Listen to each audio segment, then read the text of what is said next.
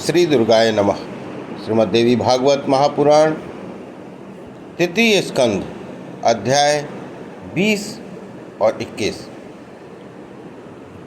शशि कला के स्वयंवर में राजाओं का परस्पर विवाद, शशि कला का सुदर्शन से विवाह करने का पूर्ण निश्चय, राजाओं के कोलाहल करने पर सुबाहु का शशि कला से सम्मति लेना।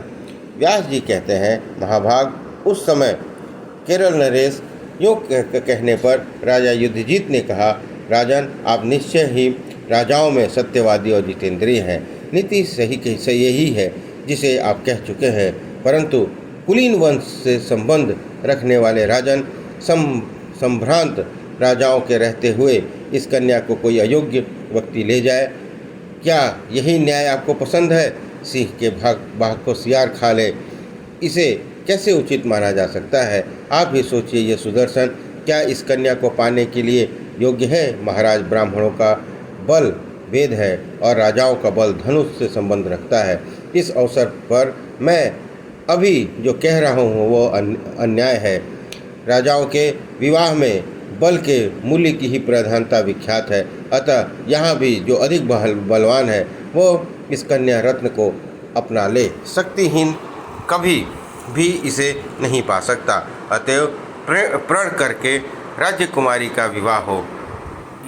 यहाँ यही नीति काम में लेनी चाहिए, अन्यथा राजाओं के समाज में निश्चय ही घोर कोलाहल मच जाएगा।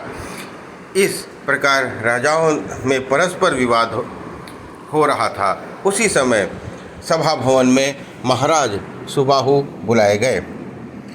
उनके आ जाने पर सारदर्शी कुछ राजाओं ने कहा, राजन, इस विवाह में आप राजोचित नीति का अनुसरण कीजिए। महाराज, क्या आप क्या करना चाहते हैं? सावधान होकर स्पष्ट बताने की कृपा करें। राजन, इस पुत्री को आपने किसे देने की बात मन में सोची है? राजा सुबाहु ने कहा, मान्य राजाओं, निश्चित बात तो यह है कि मेरी यह कन्या मन ही मन सुदर्शन को वर मान चुकी है। मेरे बार बार समझाने पर भी मेरी बात इसके हृदय में स्थान नहीं पा सकी। मैं क्या करूं? अब मेरी उस कन्या पर मेरा कोई वश नहीं चलता। सुदर्शन यहाँ आ भी गया है, यद्यपि उसके साथ एक भी सहायक नहीं है, फिर भी उसके मन में चिंता का नाम तक नहीं है। व्यास जी कहते हैं, राजन, तत्पश्चात वो सभी ने, सम्माननीय नरेशों ने सुदर्शन को बुलाया। सुदर्शन अकेले ही आया और शांत स्वभाव से बैठ गया। तब राजाओं ने सजग होकर उससे पूछा, राजकुमार, तुम बड़े भाग्यशाली हो, तुमने उत्तम व्रत का पालन किया है, पर यहाँ तुम्हें किसने बुलाया है जो तुम इस राजाओं के समाज में अकेले ही चले आए हो? तुम्हारे पास न तो सेना है, न मंत्री है, न खजाना है, और न तुम अधिक बलवान ही हो। महामते, फिर किस लिए तुम यहाँ आ गए? सच्ची बात बताने की कृपा करो। युद्ध में अभिलाषा रखने वाले बहुत से नरेश यहाँ पधारे हुए हैं, उनमें उनके साथ पर्याप्त सेना है। सभी इस राजकुमारी को प्राप्त करने की अभिलाषा से आए हैं। क्या तुम करना चाहते हो? राजकुमारी को पाने के लिए तुम्हारा कोई भाई सूरवीर शत्रुजीत यहाँ आया हुआ है। उसकी सहायता करने के विचार से महाभायु युधिजीत यहाँ विद्यमान है। सेना रहित तुम्हारे यहाँ आने का वास्तविक रहस्य क्या है? बताने के पश्चात तुम जाओ या रहो। सुब्रत, तुम्हारी जो इच्छा हो तुम वैसे ही करने में स्वतंत्र हो। सुदर्शन ने कहा, शक्ति, सहायक, खजाना, सुरक्षित किला, मित्र, सुहृद और राजा, रक्षक राजा, ये सभी साधनों की अभाव में ही स्वयंवर का समाचार सुनकर देखने के लिए यहाँ आ गया हूँ। भगवती शक्ति ने स्वप्न में मुझे ऐसी आज्ञा दी है। मैं उनके वचन में संदेह नहीं करता। मेरे मन में दूसरी कोई अभिलाषा नहीं है। मैं केवल भगवती जगदम्बा की आज्ञा का पालन कर रहा हूँ। उन जगदीश्वरी ने जो रच रखा है वह तो होकर रहेगा, इसमें कोई संशय नहीं करना चाहिए। राजाओं, इस सारे संसार में मेरा कोई शत्रु नहीं है। मेरी दृष्टि में सर्वत्र भगवती जगदम्बा की ही झांकी आया करती है। राजाओं, यदि कोई मुझसे शत्रुता करने को तैयार है तो उस पर भी शासन करने वाली भगवती महामाया विराजमान है। अतः उसकी शत्रुता पर मैं ध्यान नहीं देता। आदरणीय राजाओं, जो होना है वह तो अवश्य होगा, उसे कौन मिटा सकता है। फिर इस विषय में क्या चिंता की जाए। मैं सर्वदा माँ के अधीन हूँ। राजाओं, देवता, दानव और मानव आदि संपूर्ण प्राणियों में भगवती जगदम्बा ही शक्ति प्रदान करती है, अन्यथा कोई कुछ नहीं कर सकता। वे जिसे राजा बनाना चाहती हैं उसे राजा बना देती हैं, और जिसको रंक बनाना चाहती हैं उसे तुरंत रंक बना देती हैं। फिर मुझे क्या चिंता लगी है। भगवती जगदम्बा परम आराध्य शक्ति हैं। उनकी कृपा से के बिना बड़े बड़े देवता भी हिलडुल तक नहीं सकते। राजाओं, तब मैं एक साधारण व्यक्ति क्यों चिंता करूं। मुझ में सामर्थ्य है अथवा नहीं, मैं जिस किसी परिस्थिति में भी हूं, इसकी मुझे कोई परवाह नहीं है। राजाओं, मैं भगवती की आज्ञा के अनुसार आज इस स्वयंवर में आ गया हूं। वे भगवती जगदम्बा जो चाहती हैं उसके होने का मुझे कोई संदेह नहीं है। फिर मेरे चिंता करने से हो ही क्या सकता है। इस विषय में आपको भी कोई शंका नहीं करनी चाहिए। मैं बिल्कुल सत्य बता रहा हूँ। राजाओं, हार और जीत में मुझे रंचमात्र भी संकोच नहीं है। संकोच तो वे भगवती जगदम्बा करें जिन्होंने मुझको इस काम के लिए नियुक्त किया है। व्यास जी कहते हैं, राजन सुदर्शन की बात सुनकर वहाँ के सभी सम्प्रांत उसके विचारों से परिचित हो गए। तब एक दूसरे की ओर देखने लगे। तदंतर उन राजाओं ने सुदर्शन से कहा, राजकुमार, तुम बड़े सज्जन हो, तुम्हारी बाणी बिल्कुल सत्य है, यह कभी मिथ्या नहीं हो सकती। परंतु देखो, उज्जैनी के स्वामी राजा युद्धाजित तुम्हें मारना चाहते हैं। हमें तुम पर दया आ रही है, इसलिए हम कह रहे हैं, अतएव महामते, अब तुम अपने मन में खूब सोच विचार कर जो उचित जान पड़े वही करो। सुदर्शन बोला, आप सब निस्वार्थ प्रेम रखने वाले बड़े ही दयालु सज्जन हैं। आपने बहुत उचित बात कही है, किंतु महानुभाव राजाओं, मैं अपनी कही हुई बात को फिर से क्या दोहराऊं। कोई भी प्राणी किसी से मारने से मर नहीं सकता, क्योंकि वह सदा सारा चराचर जगत देव के अधीन है। संसार का एक भी प्राणी अपनी स्वतंत्रता सिद्ध करने में असमर्थ है। उसे सदा अपने किए हुए कर्म की अधीनता स्वीकार करनी चाहिए। तत्वदर्शी विद्वानों ने कर्म के 3 भेद बतलाए हैं, संचित, वर्तमान और प्रारब्ध। काल, कर्म और स्वभाव, इन तीनों से ही यह सारा विस्तृत जगत स्थिर है। काल किए बिना देवता तक भी किसी मनुष्य को नहीं मार सकते। यदि किसी के साथ कोई मारा गया तो वह केवल निमित्त मात्र है। सबको मारने वाला तो आदिशक्ति काल है। जैसे शत्रुओं को समन करने वाले मेरे पिताजी सिंह के द्वारा मारे गए, और वैसे ही मेरे नाना जी भी युद्धाजित के कारण संग्राम में प्राणों से हाथ धो बैठे। करोड़ों उपाय करते रहने पर भी यदि प्रारब्ध पूरा हो गया है तो मृत्यु निश्चित है। देव के अनुकूल रहने पर बिना किसी रक्षक का मानव भी हजारों वर्षों तक जीवित रह सकता है। धर्म की आस्था रखने वाले राजाओं, मैं कभी भी युद्ध जीत से नहीं डरता। देव की प्रधानता मानकर मेरे मन में सदा शांति बनी हुई है। भगवती जगदम्बा का चिंतन मेरे चित्त में क्षण मात्र भी अलग नहीं होता।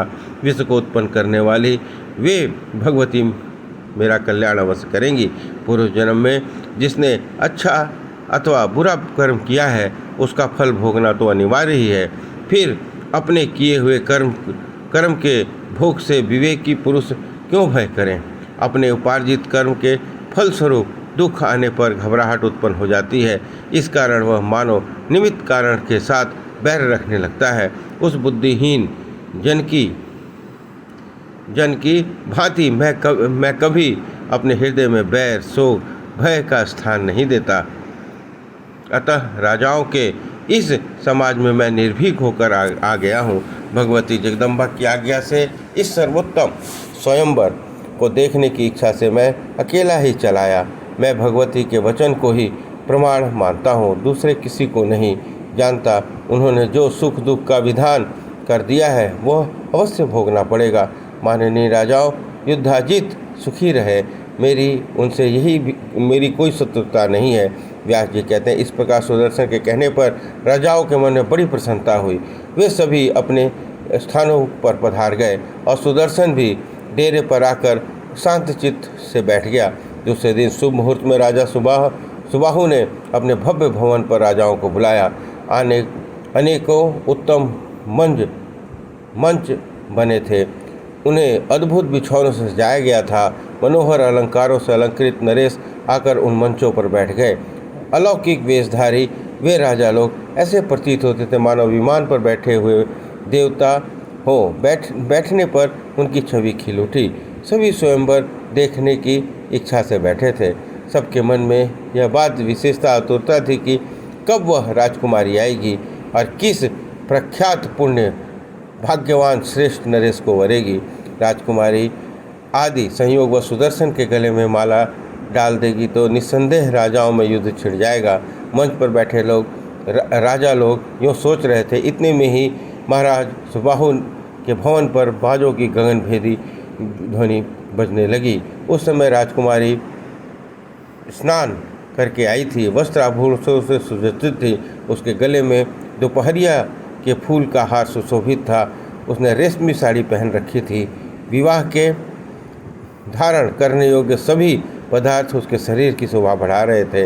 वह ऐसी दिव्य मूर्ति बन गई थी मानो साक्षात लक्ष्मी हो। तब पिता सुबाहु ने मुस्कुराहट कर उससे कहा, बेटी उठो और हाथों में फूलों की माला लेकर सभा भवन में चलो। देखो, आज वहाँ बहुत से राजा आए हुए हैं। सुमध्य उनमें जो गुणवान, रूपवान और उत्तम वंश से संबंध रखने वाला श्रेष्ठ राजा तुम्हारे मन में जच जाए, उसी को तुम वर लो। बेटी, देश देशांतर के सभी नरेश सजाए हुए मंचों पर विराजमान हैं। उन्हें देखकर अपनी इच्छा अनुसार किसी को पति चुन लो। व्यास जी कहते हैं, राजकुमारी शशिकला स्वाभाविक कम बोलती थी।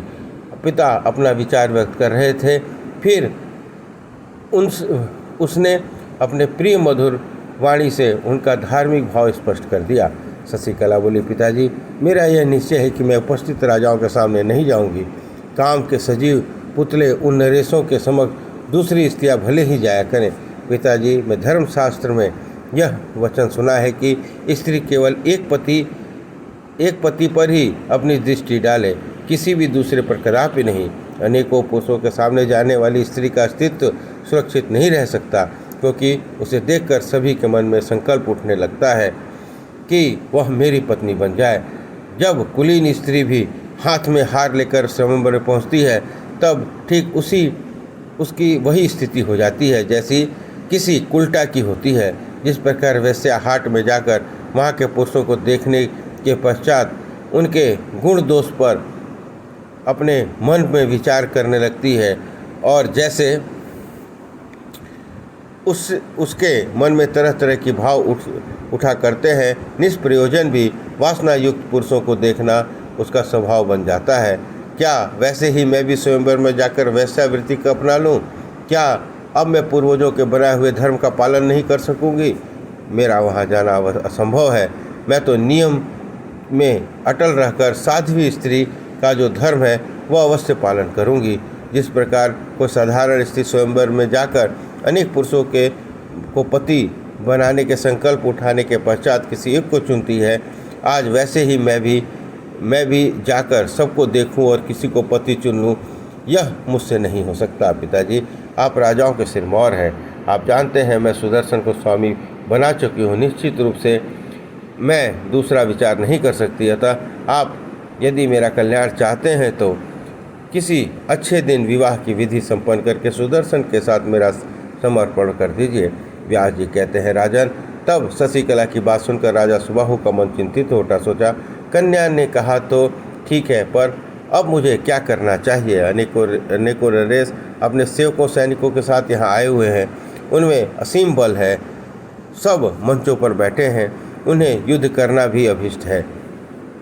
इस अवसर पर यदि मैं यह कह दूँ कि कन्या स्वयंवर में नहीं आती तो वे खोटी बुद्धि वाले नरेश मुझे मार डालेंगे, क्योंकि वे सब बड़े क्रोधी हैं।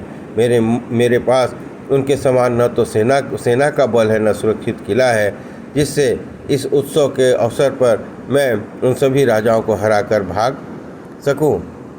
ये छोटे कद कि सुदर्शन भी बेचारे निसहाय, निर्धन और अकेले हैं। वे सम्यक प्रकार से दुख के संसार में डूब चुका हूँ। अब मेरे लिए क्या आवश्यक है? इस प्रकार का चिंतन होकर तथा मन ही मन कुछ सोचकर राजा सुबाहु नरेशों के पास गए और उन्हें प्रणाम करके बड़ी विनम्रता के साथ कहने, महानुभाव राजाओं, मैं क्या करूं? मेरी पुत्री स्वयंवर में नहीं आ रही है। यद्यपि मैंने और उसकी माता ने भी उसे आने के लिए बहुत समझाया बुझाया। मैं आप सभी राजाओं का सेवक हूँ, आपके चरणों पर मेरा मस्तक पड़ा है। अतः अब आप पूजा आदि स्वीकार करके अपने अपने भवन पर पधारने की कृपा करें। मैं बहुत से रत्न, वस्त्र, हाथी, रथ देता हूँ। ऐसा लेकर आप मुझ पर कृपा करके अपने अपने भवन को पधारें। कन्या मेरे वश में नहीं है, उसे दंड दिया जाए तो वह मरने को तैयार है। उस स्थिति में मुझे महान क्लेश भोगना पड़ेगा। अतएव मैं बहुत चिंतित हूँ। आप सभी बड़े दयालु हैं, अत्यंत भाग्यशाली और अपार तेजस्वी हैं। फिर मेरी इस नम्रता शून्य एवं भाग्यहीन कन्या के से आपको क्या फल मिलेगा, जिससे आप लोग इतना आग्रह कर रहे हैं? मैं आप लोगों का कृपा पात्र हूँ, मुझे सब तरह से आपकी सेवा स्वीकार है। अब आपको चाहिए कि मेरी कन्या को आप अपनी कन्या के समान समझ लें। व्यास जी कहते हैं, महाराज सुबाहु की बात सुनकर कुछ राजा चुप हो गए, किंतु युद्धजीत की आंखें क्रोध से लाल हो गईं। अत्यंत कुपित होकर वह सुबाहु से कहने लगा, राजा तू बड़ा मूर्ख है। ऐसा घोर निंदनीय काम करने के बाद भी कैसे तेरा मुंह से ये बात निकल रही है? राजा के विषय में तुझे संदेह था तो तूने अज्ञान व स्वयंवर की योजना ही क्यों की? क्यों तूने स्वयंवर में राजाओं को बुलाया? सब आए, मेल मिलाप हुआ, ये यूँ ही अपने घर लौट जाएं, यह कैसे उचित माना जा सकता है? क्या तू संपूर्ण राजाओं का अपमान करके सुदर्शन के साथ अपनी कन्या विवाह करना चाहता है?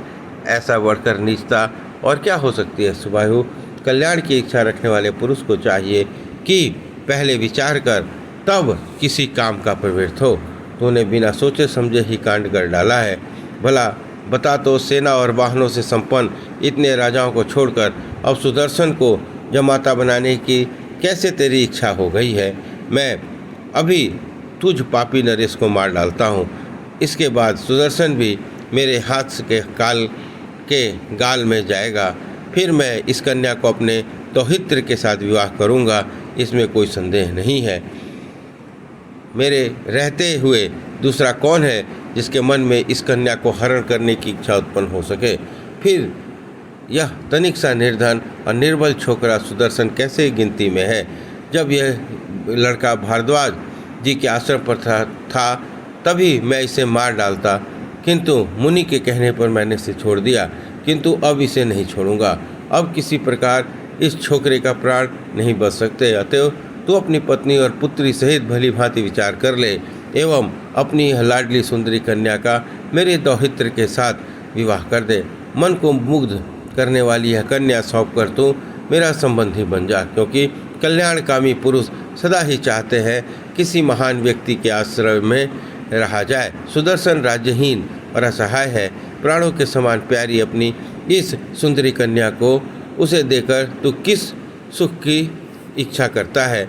कुल, धन, बल, रूप, राज्य, दुर्ग और सुहृद वर्ग, यह सब देखकर ही कन्या का विवाह करना चाहिए, अन्यथा सुख की इच्छा सर्वथा व्यर्थ है। धर्म और सदा स्थिर रहने वाली राजनीति पर विचार करने के पश्चात तुझे यथोचित काम करना चाहिए। बिना सोचे समझे सहजा ऐसा काम मत कर। तू मेरा बड़ा ही सुहृद है, अतएव मैं तेरे हित की बात कह रहा हूँ। राजन, तू अपनी कन्या को सखियों सहित स्वयंवर में अवश्य ले आ। एक तो सुदर्शन के सिवा किसी को भी यह कन्या वर लेगी तो तेरे साथ मेरा कोई विवाद नहीं रहेगा। विवाह वह होना चाहिए जिससे तेरा भी मनोरथ पूर्ण हो। राजेंद्र, अन्य सभी नरेश श्रेष्ठ कुल से संबंध रखने वाले और महान शक्तिशाली हैं। ये सब प्रकार से अनुकूल है। यदि इनमें किसी को भी कन्या वरण कर लेती है तो विरोध ही क्या है? अन्यथा अब इस सुंदरी कन्या का हरण किए बिना मुझे रहा नहीं जाएगा। राजेंद्र, तू जा और इस कार्य को संपन्न कर। असाध्य असाध्य कलह में पड़ना उचित नहीं है। व्यास जी कहते हैं, युद्धाजीत के उत्तेजनापूर्ण वचन कहने पर सुबाहु के शोक का पारावार न रहा। लंबी सांसें छोड़ता हुआ वो भवन में गया और दुखी होकर अपनी पत्नी से कहने लगा, सुंदर नेत्रों से शोभा पाने वाली प्रिय, तुम्हें सभी धर्म ज्ञात है। तुम पुत्री से कहो कि ऐसा भयंकर कलह मच गया है। इस अवसर पर मुझे क्या करना चाहिए? मैं स्वयं कुछ नहीं कर सकता, क्योंकि मैं तो तुम्हारे वश में हूँ। व्यास जी कहते हैं, राजा सुबाहु की बात सुनकर रानी पुत्री के पास गई और बोली, बेटी, महाराज अत्यंत दुखी हैं। वे तुम्हारे पिता हैं। इतना दुख अभी तक शांत नहीं हो पाया है। तुम्हारे लिए आए हुए नरेशों का कारण यह घोर कलह दुख का हेतु बन गया है। सुंदरी, तुम सुदर्शन को छोड़कर किसी दूसरे राजकुमार का वरण कर लो। बेटी, यदि हट करके सुदर्शन को ही वरोगी तो पराक्रमी युद्धजीत तुमको और हम लोगों को भी अवश्य ही मार डालेगा। सुदर्शन के प्राण भी नहीं बचेंगे, क्योंकि वह नरेश बड़ा ही प्रतापी है। उसे अपने बल का अभिमान है। अतः मृगलोचने, यदि तुम मेरा और अपना सुख चाहती हो तो सुदर्शन को छोड़कर किसी दूसरे श्रेष्ठ राजा को पति के रूप में चुन लो। रानी के यूं समझाने के पश्चात राजा सुबाहु ने भी शशिकला को बहुत समझाया। पिता माता की बात सुनकर शशिकला ने कुछ भी भय नहीं हुआ। वह निर्भीकता से बोली। कन्या ने कहा, महाराज, आपने सत्य कहा है, किंतु मेरी प्रतिज्ञा तो आप जानते ही हैं। मैं सुदर्शन को छोड़कर कभी किसी दूसरे नरेश को वरण नहीं कर सकती। राजेंद्र, आप यदि राजाओं से डरते हैं तो आपके मन में अत्यंत घबराहट उत्पन्न हो गई है, तो मुझे सुदर्शन को सौंपकर नगर से निकल जाने की आज्ञा दे दीजिए। वे मुझे रथ पर बिठाकर चुपचाप आपके नगर से निकल जाएंगे। इसके बाद जैसा प्रारब्ध होगा वो सामने आ जाएगा। महाराज, देव के विधान को कोई टाल नहीं सकता। इस विषय में आपको चिंता नहीं करनी चाहिए। जो भावी है वह तो सब होकर ही रहेगा, इसमें संशय नहीं है। राजा बोले, बुद्धिमान व्यक्ति को कभी ऐसा दुस्साहस नहीं करना चाहिए। वेद के परगामी विद्वान कहते हैं कि बहुतों से विरोध करना अनुचित है। फिर तुम पुत्री को कैसे उस राजकुमार के संबंध करके मैं निकाल दूं? इसके पश्चात वे राजा लोग शत्रु बनकर मेरा कौन सा अनिष्ट कर देंगे? पुत्री, तुम यदि सम्मति प्रकट करो तो वैसा स्वयंवर निश्चित कर दूं, जैसा राजा जनक सीता के लिए कर चुके हैं। उन्होंने भगवान शंकर का धनुष तोड़ने की बाजी लगाई थी। वैसे ही इस समय कोई भी एक महान कठिन कार्य सामने रख दूं, जिससे राजाओं का विवाद उत्पन्न न हो सके। ऐसा करने पर कल्याण दिखता है। जिसमें उस प्रतिज्ञा का पालन करने की योग्यता होगी, वही तुम्हारा पति होगा। सुदर्शन हो या दूसरा ही कोई अत्यंत बलवान वीर हो, प्रतिज्ञा पालन करने के पश्चात तो अवश्य भली भांति तुम्हें प्राप्त कर सकता है। यूँ करने पर राजाओं में विवाद का कारण नहीं रहेगा। तदंतर आनंदपूर्वक मैं तुम्हारा विवाह संस्कार करूंगा। राजकौर ने कहा, पिताजी, मेरे मन में कोई संदेह नहीं है, क्योंकि संदेह करना तो मूर्खता के लक्षण है। मैंने अपने चित्त में कभी से सुदर्शन को पति बना लिया है। महाराज, पुण्य और पाप आदि कोई भी काम हो, उसमें प्रवृत्त करने का श्रेय एकमात्र मन को है। पिताजी, जब मैं मन से एक बार एक को धारण कर चुकी तो फिर से त्याग कर दूसरे को कैसे वरूं? महाराज, स्वयंवर होने पर तो मुझे सभी के वश में होकर रहना पड़ेगा। संभव है कि कोई एक राजा उस प्रतिज्ञा का पालन कर दे, अथवा दो नरेश पालन करने में असमर्थ हो जाए तो बहुतेरे पालन करने में मिल जाए। पिताजी, फिर तो विवाह उपस्थित हो ही जाएगा। तब यह कर्तव्य होगा। राजेंद्र, मैं संदिग्ध कार्य में नहीं पड़ना चाहती, अतः आप निश्चिंतापूर्वक वैवाहिक विधि का पालन करते हुए मुझे सुदर्शन को सौंप दीजिए। जिसके नाम का कीर्तन करने से अनेकों दुख टल जाते हैं, वही भगवती चंडी का कल्याण करेंगी। उन्हीं परम शक्ति भगवती को स्मरण करके सावधानी के साथ ऐसा काम कीजिए। तभी अभी एक उपस्थित राजाओं के पास जाइए और उनसे हाथ जोड़कर कहिए, आप सभी नरेश कल यहाँ स्वयंवर में पधारें। यूँ कहकर आप संपूर्ण राजाओं को हटा दीजिए। राजन, फिर आज रात में वैदिक विधि से सुदर्शन के साथ मेरा पानी ग्रहण संस्कार कर दीजिए और समुचित दहेज देकर विदा कर दीजिए। इसके बाद ध्रुव संधि कुमार सुदर्शन मुझे लेकर अवश्य चले जाएंगे। संभव है वे राजा लोग कुपित होकर युद्ध करने के लिए तैयार हो जाएं। ऐसा होगा तो उस स्थिति में भगवती चंडिका मेरी सहायता अवश्य करेंगी और भगवती की सहायता पाकर सुदर्शन भी उन राजाओं का सामना कर लेंगे। संयोगवश संग्राम में यदि राजकुमार सुदर्शन काम आ गए तो मैं उनके साथ तुरंत ही सती हो जाऊंगी। पिताजी, आपका कल्याण हो। आप मुझे सुदर्शन को सौंपकर सेना सहित सुख से घर पर रहें। मैं अकेली ही सुदर्शन के साथ चली जाऊंगी। व्यास जी कहते हैं, राजन, शशिकला का कथन सुनकर काशी नरेश ने अपना कर्तव्य निश्चित कर लिया। अब पुत्री की कही बात उनके मन में जच गई। वैसा ही करने के लिए उन्होंने शशिकला को विश्वास भी दिला दिया।